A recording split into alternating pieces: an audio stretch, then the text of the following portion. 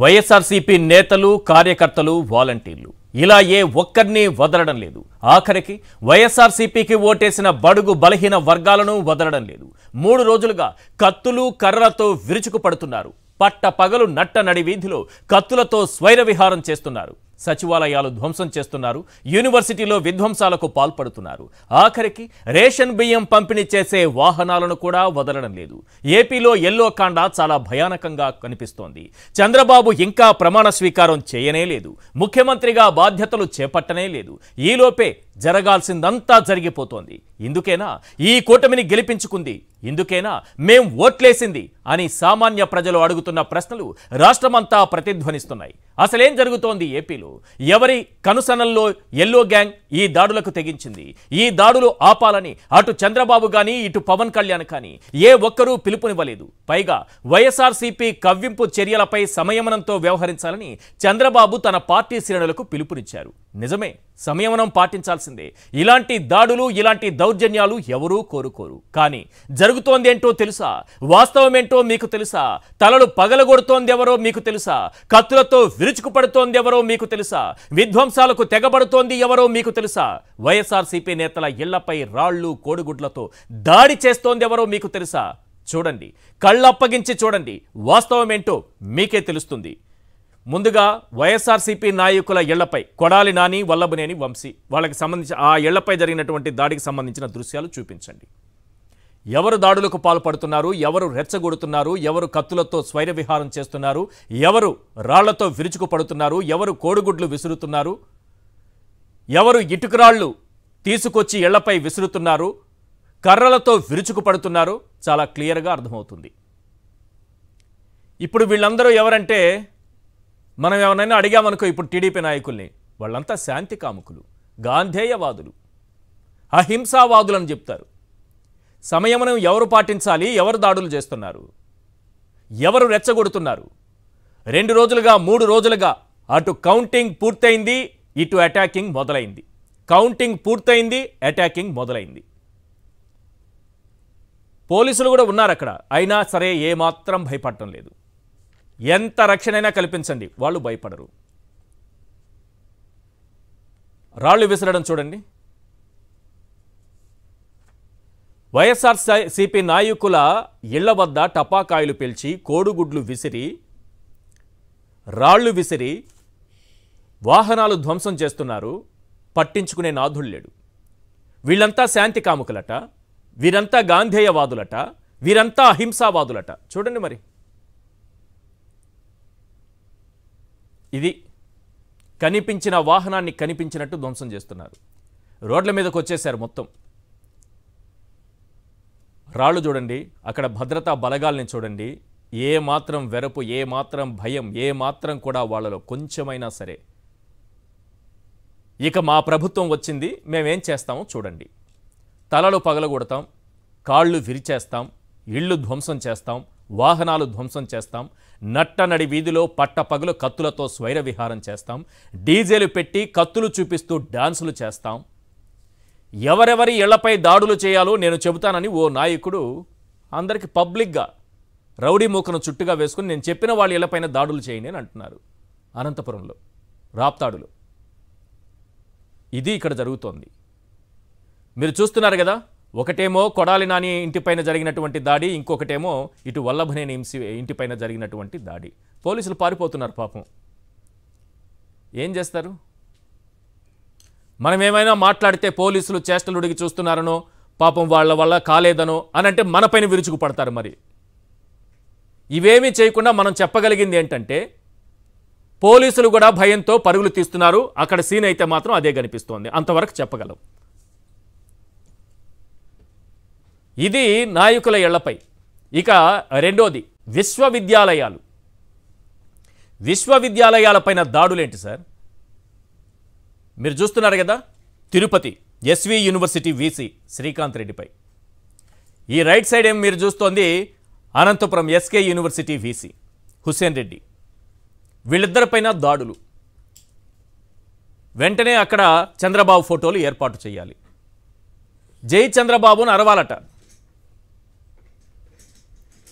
ఎవరు చెప్పారు వీళ్ళకి? విశ్వవిద్యాలయాలనే గౌరవం ఉందా? నేను ఆడియో మ్యూట్ చేసి మరీ వినిపిస్తున్నాను. ఎవరు వినలేని బూతులవి ఇక్కడ విశ్వవిద్యాలయంలో, ఎస్వి యూనివర్సిటీలో విసి శ్రీకాంత్ రెడ్డిపై ఆ మాటలు విరుచుకుపడుతున్నారు కదా, వారిని చూడండి. అక్కడ వచ్చే ప్రతి మాట ప్రతి బూతే, ప్రతి మాట ఒక బూతే. ఎవ్వరూ వినలేం, ఆ స్థాయిలో ఉన్నాయి.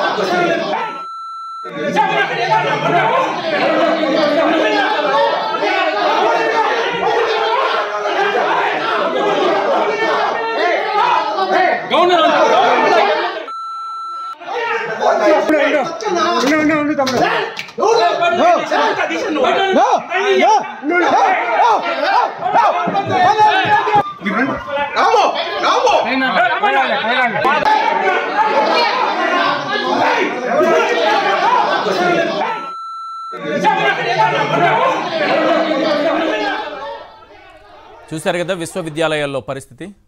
నాయకుల ఇళ్ళు కాదు, నడి రోడ్డు కాదు, వాహనాలు కావు, ఏవి దొరికితే అవి దాడులకు తెగబడిపోతున్నారు. రావణ కాష్టంలో రాష్ట్రాన్ని మార్చేస్తున్నారు. ఇంకా చంద్రబాబు నాయుడు గారు బాధ్యతలు స్వీకరించలేదు, ముఖ్యమంత్రిగా ప్రమాణ స్వీకారం జరగనే లేదు. ఏంటి దాడులు, ఏంటి దౌర్జన్యాలు? నేను నిన్న కూడా వేడుకున్నా, రెండు చేతులు జోడించే, అయ్యా చంద్రబాబు నాయుడు గారు, అయ్యా పవన్ కళ్యాణ్ గారు, ఈ దాడులు ఆపండి అని ఒక్క పిలుపునివ్వండి సార్, రాష్ట్రం శాంతియుతంగా ఉంటుంది అని. వల్లభనేని వంశీ ఇంటిపై దాడికి పక్కా ప్లాన్తో ఏ రకంగా వచ్చారో ఆ దృశ్యాలు కూడా ఒక్కసారి చూపించండి. కర్రలు, కత్తులు, రాళ్ళు కార్లలో చూడండి. కర్రలున్నాయి, కత్తులున్నాయి, రాళ్ళున్నాయి. ఎవరయ్యా వీళ్ళంతా అంటే వాళ్ళని టీడీపీ నాయకుల్ని వైఎస్ఆర్సీపీ వాళ్ళు రెచ్చగొడుతున్నారట. కాబట్టి టీడీపీ శాంతి కాముకులంతా సంయమనంతో ఉండాలట. ఈ గాంధేయవాదులంతా సంయమనంతో ఉన్నారట. ఇప్పుడు చూసాం కదా మనం గాంధేయవాదుల్ని, అహింసావాదుల్ని, శాంతి కాముకుల్ని. వైఎస్ఆర్సీపీ వాళ్ళు రెచ్చగొడుతున్నారట. ఈ గాంధేయవాదులు, శాంతి కాముకులు, అహింసావాదులంతా సంయమనంతో ఉండాలట. ఇది దౌర్భాగ్యం. గాంధేయవాదిని ఒకరిని చూపిస్తాను. నూజివీడ్లో నట్టనడి వీధిలో పట్ట పగలు కత్తిలతో ఏ రకంగా దాడి చేశారో ఆ దృశ్యాలు కూడా ఒక్కసారి ప్రసారం చేయండి. ఎవరు సంయమనంతో ఉండాలి, ఎవరు రెచ్చగొడుతున్నారు, ఎవరు దాడులు చేస్తున్నారు? కౌన్సిలర్, వైఎస్ఆర్సీపీ కౌన్సిలర్ని నట్టనడి వీధిలో పట్ట పగలు అందరూ చూస్తుండగా, బస్సులో జనం ఉన్నారు, రోడ్డుపై జనం ఉన్నారు, కత్తులతో ఏ విధంగా పొడుస్తున్నారో చూడండి. ఎవరు ఎవరిని రెచ్చగొడుతున్నారు, ఎవరు సంయమనం కోల్పోతున్నారు, ఎవరు ప్రాణాలు కోల్పోతున్నారు, ఎవరు ఆస్తుల్ని కోల్పోతున్నారు, ఎవరు వాహనాల్ని కోల్పోతున్నారు, ఏం జరుగుతోంది అసలు రాష్ట్రంలో అర్థం కాని పరిస్థితి ఏర్పడింది. ఇటు కౌంటింగ్ పూర్తవడం, అటు అటాకింగ్ మొదలవ్వడం. ప్రజలు అడుగుతున్నారు, మేము ఇందుకోసం కాదు ఓట్లేసింది, మేము మంచి పాలన కోసం ఓట్లేసామని అంటున్నారు. మరి ఇక్కడ చూస్తే పరిస్థితి ఏమో భిన్నంగా కనిపిస్తోంది. అంతా తారుమారైపోయింది, ఎవరూ పట్టించుకోరు. అక్కడ కత్తులతో పొడుస్తుంటే పోలీసులు కూడా ఉన్నారు. మరేమన్నా ప్రశ్నిస్తే మీ పైన కేసులు పెడతామంటారు. ఏం ప్రశ్నించకూడదు, నోరు మూసుకొని కూర్చోవాలి. ఇప్పుడు అది పరిస్థితి. కూర్చుందాం సార్, ఎన్ని దాడులు చేస్తారో చేయనివ్వాలి, ఎంతమందిని పొడుస్తారో పొడవనివ్వాలి, ఎంతమంది తలలు పగలగొడతారో పగలగొట్టనివ్వాలి, ఎన్ని వాహనాలు ధ్వంసం చేస్తారో ధ్వంసం చేసుకోనివ్వాలి, ఎవరి ఇళ్లపై దాడులకు తెగబడతారో పర్మిషన్ ఇచ్చేయాలి. ఇదేంది, ఎక్కడ రాజ్యం ఇది? ఒళ్ళు గగురు పొడిచే దృశ్యాలవి. దయచేసి మీ పిల్లలకి ఎవరికీ చూపించకండి. దయచేసి పిల్లలు ఉంటే ఆ పిల్లల్ని వేరే గదిలోకి పంపించండి. చిన్నపిల్లలు ఉంటే. భయానకమైనటువంటి పరిస్థితులు ఈరోజు రాష్ట్రంలో కనిపిస్తున్నాయి. రైట్, మన స్టూడియోలో ఉన్నారు కేఎస్ ప్రసాద్ గారు, సీనియర్ అనలిస్ట్, అలాగే వెంకటరామరెడ్డి గారు, కార్పొరేట్ లా ఎక్స్పర్ట్, కొండా రాజీవ్ గాంధీ గారు, వైఎస్ఆర్సీపీ అధికార ప్రతినిధి. ప్రసాద్ గారు, ఏంటి ఇట్లా కౌంటింగ్ మూసింది, అటాకింగ్ మొదలైంది సార్. ముందుగా సాక్షి ప్రేక్షకులకు నమస్కారం అండి, అలాగే ప్యానెల్లోని పెద్దలకి మీకు కూడా నమస్తే అండి. సార్, మనం ప్రజాస్వామ్యంలో ఉన్నాం. ప్రజలకి గతంలో 151 సీట్లు ఇచ్చిన జగన్మోహన్ రెడ్డి గారి ప్రభుత్వం ఉంది. ఈసారి 160 స్థానాలతో కూటమిని ప్రజలు ఎన్నుకున్నారు. కానీ ఈ ప్రజాస్వామ్యంలో ప్రజలు ఇచ్చిన తీర్పుని గౌరవించవలసిన బాధ్యత అందరికీ ఉంటుంది. దీంట్లో సంయమనం విచక్షణ కోల్పోవలసిందేముంది? ఇదేమైనా శాశ్వత, ఇప్పుడు మహారాజు యుగంలో ఉంటే రాజరిక వ్యవస్థల్లో ఒక సామ్రాజ్యాన్ని కాంకర్ చేసిన తర్వాత వాళ్ళు కుదేలేపే సామంతరాజులుగా పడి ఉండడం, లేదంటే ఆ సామ్రాజ్యానికి వీళ్ళ ప్రతినిధి అక్కడ రాజ్యాధికారం కాదు కదా, శాశ్వతం కాదు కదా. ఇది first ever time, second time ఎలక్షన్స్లో ఆంధ్రప్రదేశ్ రాష్ట్రం ఏర్పడిన తర్వాత ఈ మొనాటమీని బ్రేక్ చేస్తూ తమిళనాడు తరహా రాజకీయాల్లో ఒకసారి వాళ్ళకి అత్యధిక స్థానాలు ఇస్తే ఈసారి వీళ్ళకి అత్యధిక స్థానాలు ఇచ్చే పరిస్థితి క్రియేట్ చేస్తున్నారు. సో దీనికి ఎక్స్టెమ్ అవ్వాలంటే దాడులు ప్రతి దాడులు అన్నది శాశ్వత పరిష్కారం కాదు, తాత్కాలిక ఉపశమనం అంతకన్నా కాదు. కానీ ఈ విధమైన ఫ్రస్ట్రేటివ్ పాలిటిక్స్ చేస్తున్నప్పుడు పార్టీ నాయకులు, అధినాయకులు ఎవరైతే ఉంటారో సంయమనాన్ని పాటించాలని పిలుపివ్వడం మాత్రం ఖచ్చితంగా ఆహ్వానించదగ్గ విషయం. కానీ సంయమనాన్ని పాటించుకోకుండా మా వాళ్ళ పరిస్థితి కరెక్టు, అవతల వాళ్ళది తప్పు అన్నది ప్రొవోకింగ్ యాటిట్యూడ్తో మాట్లాడడం మాత్రం చాలా తప్పు. తర్వాత 12వ తారీఖు ప్రమాణ స్వీకారం దాకా టైం ఉంది కాబట్టి ఇవాళ వెచ్చలవేడితనాన్ని ప్రదర్శించడానికి ఇండైరెక్ట్ వెసులుబాట్లు కల్పిస్తూ మాట్లాడడం మాత్రం ఖచ్చితంగా ఆక్షేపణీయం. ఇవాళ మనం ప్రజాస్వామ్య పరిరక్షణ కోసం ఇవాళ కొడాలి నాని గారి విషయం కానీ, వంశీ గారి విషయంలో కానీ, నాని గారి ఇంటి మీద కానీ, అలాగే ఎరపతినేని గారి విషయంలో కానీ ఇలాంటివన్నీ మనం చాలా చూస్తున్నాను. దెందులూరులో ఒక సామాజిక వర్గం ప్రతినిధులు ఏకంగా ఇళ్లలో ఉన్న కార్లన్నీ బదలు కొడుతున్నారు. ఇవాళ వంశీకి ఇంటి సెల్లార్లో ఉన్న కార్లు బదలు కొట్టారు, నాని గారి ఇంటి మీద కోడిగుడ్లు దాడులు, ఇవన్నీ మనం చూస్తూనే ఉన్నాం. దీనికి ఇవాళ సంయమనం పాటించవలసిన ఎలక్షన్ కమిషన్ నిన్నటితో ఎలక్షన్ కోడ్ అయిపోయిందని బాధ్యత రాహిత్యం. ఇవాళ గవర్నర్ అధీనంలో ఉన్న ఈ ప్రభుత్వం కొత్త చీఫ్ సెక్రటరీ గారిని ఆహ్వానించి పదవికి ఇది ఇవ్వడం కనుక శాంతి భద్రతను నెలకొల్పడంలో ఆపద్ధర్మ ముఖ్యమంత్రికి ఒక డిస్క్రిషన్ పవర్స్ ఉంటాయి ఉండవు తర్వాత విషయం. కానీ ఇప్పుడున్న గవర్నర్ వ్యవస్థ ఇలాంటి అచేతన స్థితిలో ప్రభుత్వం నడిపించే కార్యక్రమానికి ముందే బాట క్రియేట్ చేస్తూ తర్వాత ఏం చేయబోతున్నాను దానికి ఇదే కదా నిదర్శనం. నిన్నటిదాకా లేని అనిశ్చితి ఇవాళ ఏ ప్రాతిపదిక మీద ప్రతి నియోజకవర్గంలోనూ బడబాగ్నిలా బయటకు వస్తుంది. ఇప్పుడు ఆ మాటకు వస్తే 23 నియోజకవర్గాలు గతంలో పరిమితం చేసినప్పుడు ఈ విధమైన ప్రతిదాడులు ఏమైనా జరిగాయా? వెనక్కి తిరిగి చూసుకోవాలి కదా ఒకసారి. అప్పుడు జరిగింది ఇప్పుడు ఎందుకు జరుగుతున్నాయి అంటే సంయమనం విచక్షణ ఎందుకు కోల్పోతున్నారు అన్న దాని మీదే ప్రశ్న కదా. ఇవాళ నిజంగా గెలిచారు, గెలిచిన ఆనందం ఉంటుంది. గెలిచిన ఆనందంలో మీ పార్టీ ఆఫీసుల దగ్గర, మీ చుట్టుపక్కల వాళ్ళ దగ్గర టపాకాయలు కాల్చుకోండి, పలుగురికి స్వీట్లు పంచిపెట్టుకోండి. ఎస్, మా ప్రభుత్వం చేసుకోవచ్చు, ఏ విధంగా ఎవరు అడ్డు చెప్పరు, సంబరాలకు అడ్డు చెప్పరు. కానీ శాంతి భద్రతలకు విఘాతం కలిగిస్తూ ఒక వ్యక్తి యొక్క మానసిక సంఘర్షణను ఎదుర్కొనే పరిస్థితికి, మానసిక సంతుల్యతను కోల్పోయేలాగా భౌతిక దాడులకి ఎవరిస్తున్నారు సార్ అధికారం? ఇది మనం ప్రజాస్వామ్యంలోనే ఉన్నాం కదా. నేనైతే రిక్వెస్ట్ చేస్తున్నాను సార్, ఇటు చంద్రబాబు నాయుడు గారిని అటు పవన్ కళ్యాణ్ గారిని ఇద్దరిని కూడా రిక్వెస్ట్ చేస్తున్నా, దయచేసి ఇమీడియట్ గా మీరిద్దరు ప్రెస్ మీట్ పెడతారా, లేకపోతే ఇంకొక లెటర్ రూపంలో బయట ప్రజలకి లేకపోతే మీ పార్టీ శ్రేణులకు పిలుపునిస్తారా, ఏమైనా చేయండి. ఈ దాడులు ఆపండి అని ఒక మాట చెబితే మళ్ళీ శాంతియుత వాతావరణం వస్తుంది. ఖచ్చితంగా సార్. ఇప్పుడు అధినాయకుడికి ఒకటి పవన్ కళ్యాణ్ గారి స్థాయికి వాళ్ళు ఆయన పిలిపిస్తే ఆ కార్యకర్తలు ఎలాంటి విచక్షణ పాటిస్తారో అందరికీ తెలుసు. ఇవాళ విచక్షణ రాహిత్యంగా ఉన్న సిచ్యువేషన్, లేదంటే తెలుగుదేశం పార్టీ ఆ సంయమనం కోల్పోకుండా చంద్రబాబు గారు ఇచ్చిన పిలుపుకి ఎన్నిసార్లు సంయమనం పాటించిన ఉదంతాలు మనం చూసాం. కాబట్టి వాళ్ళు ఖచ్చితంగా వాలంటరీగా ఒక పిలుపునిచ్చి ఇవాళ ఖచ్చితంగా కార్యకర్తలు మా యొక్క శ్రేయోభిలాషులు పార్టీ పరంగా సంయమనం పాటించడం ఒక పిలుపు ఇవ్వడం తప్పులేదు. ఎందుకంటే శాంతి భద్రతలు విఘాతం కలిగించిన తర్వాత ఇప్పుడు పిల్లిని కూడా రూమ్ లో ఉంచి కొడితే అది తిరగబడుతుంది కదా. ఇది అనవసరమైన ఫ్రిక్షన్స్ ఎందుకు? అంతే కదా, ఒక రోజు చూస్తారు, 2 రోజులు చూస్తారు, 3వ రోజు తిరుగుబాటు మొదలవుతుంది, లేనిపోని ఘర్షణలు ఇంకొంచెం పెద్దదవుతుంది, రాష్ట్రం రావడం కష్టం అంటారు. ఇప్పుడు దానికన్నా ముఖ్యంగా ఏంటంటే ఆంధ్రప్రదేశ్కి ఒక బ్రాండ్ అన్నది ఎట్టి పరిస్థితులను క్రియేట్ అయి ఉంది. మనం ఇవాళ నిన్న మొన్న ఏర్పడిన రాష్ట్రం అంటే మోర్ దెన్ 10 years ఏర్పడిన రాష్ట్రం. ఈ 2 టర్ములు బట్టి ఉన్న శాంతి భద్రతల సంరక్షణ అన్న దాంట్లో ఇవాళ అవుట్ ఆఫ్ ద బాక్స్ ఎందుకు జరుగుతున్నాయి అన్నది ఎవరికి వాళ్ళు ఆత్మపరిశీలన చేసుకోవాలి. స్వీయ నియంత్రణ కోల్పోయి ఒక పార్టీ అధికారంలోకి రాగానే మనకు ఏమైనా సూపర్లేటివ్ పవర్స్ వస్తాయా, డిస్కషన్స్ వస్తాయా, ప్రజాస్వామ్యానికి విఘాతం కలిగించాలని ప్రతి మనిషి ప్రక్షాళన చేసుకోవాలి. ఇప్పుడు విమర్శనాత్మకమైన సిచ్యువేషన్స్ని విమర్శను తీసుకోవడం రానది చాలా ఇది ఉంటుంది. ఇప్పుడు ఉదాహరణకి వంశీ గారు కానీ, నాని గారు కానీ భాష మీద మీకు నిజంగా యాక్సెప్టెన్స్ లేదు. ఇవాళ ప్రజాస్వామ్యంలో వాళ్ళకి ఏం తీర్పు ఇచ్చారు కదా, తీర్పు ఇచ్చిన తర్వాత వీళ్ళు భౌతిక దాడులా? ఇది కాదు కదా. మనం ఇప్పుడు మీరు చేసింది రైట్, మీరు చేసింది రాంగ్ అని నేను ప్రక్షాళించడానికి కాదు, కానీ మనం సంయమనం ఎందుకు కోల్పోవాలంటున్నాను. ఇప్పుడు balance of fact is very much required. దానికి ఏంటంటే ఈ రోజు దాకా తెలుగుదేశం ఇలాంటి పిలుపులు ఇవ్వలేదు అన్నది అందరూ చెప్పుకుంటున్నారు. అప్పుడు ఇలా ఎందుకు స్పందిస్తున్నారు అన్న దగ్గర దానికి కూడా ప్రక్షాళన చేసుకోవాలి. చంద్రబాబు నాయుడు గారు కానీ, పవన్ కళ్యాణ్ కానీ కౌంటింగ్ ముగిసిన తర్వాత వాళ్ళు మాట్లాడుతూ మనం కక్ష సాధింపుల కోసం అధికారంలోకి రాలేదు, మనం మంచి పాలన అందించడానికి వచ్చామని చెప్పారు. ఎస్, అప్రిషియేట్ చేయాల్సిన విషయం, చాలా గొప్పగా మాట్లాడారు. ఇప్పుడు ఖచ్చితంగా వాళ్ళు అనుకున్న ఏదో ఒక రాక్షస పాలనను ప్రజలను ప్రొవోక్ చేసిన దాంట్లో అవుట్కమ్ వాళ్ళు ప్రజలే ఇచ్చారు కదా తీర్పు. విశ్వసనీయత అన్న జగన్మోహన్ రెడ్డి గారికి విశ్వాసం చాటుకొని ప్రజలు కానీ వాళ్ళకి 120 సీట్లు ఇచ్చి పట్టం కట్టినప్పుడు what they have to do?